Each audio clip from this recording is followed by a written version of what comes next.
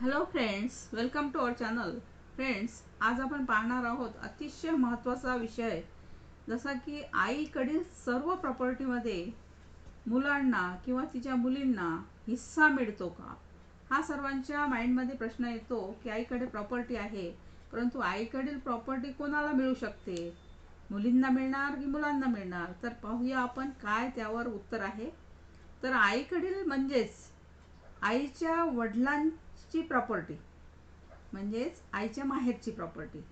त्यामध्ये आईनंतर निश्चितच तिच्या मुलांना आणि मुलींना हिस्सा मिळून जातो.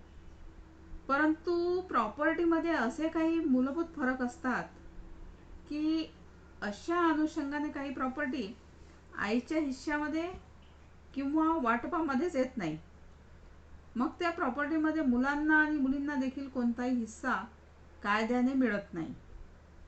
त्यापैकी एक प्रकारची प्रॉपर्टी असते ती म्हणजे आजोबांची स्वकष्टार्जित प्रॉपर्टी, म्हणजे सेल्फ बॅकवर्ड प्रॉपर्टी. जसे की आजोबांनी स्वतः कमावलेली आहे, नोकरी करून त्यांनी घर घेतलं, प्लॉट घेतलेले आहेत, जमीन शेत घेतलेली आहे विकत.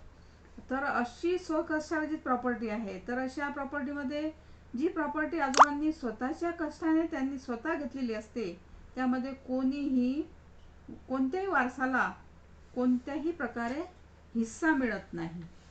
तर परंतु जी प्रॉपर्टी वडिलोपार्जित प्रॉपर्टी आहे, म्हणजे हिंदू सक्सेशन ॲक्टनुसार ती आजोबा पंजोबांपासून चालत आलेली आहे, त्यांच्या नावावर झालेली आहे. अशी वडिलोपार्जित प्रॉपर्टी जर असेल तर त्यामध्ये निश्चितच आईला आणि तिच्या पश्चात तिच्या मुलांना, तिच्या मुलींना त्यामध्ये हिस्सा मिळतो.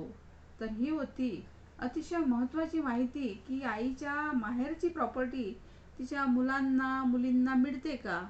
तर अशा प्रकारे ती प्रॉपर्टी मुलांना मुलींना मिळू शकते. थँक्यू.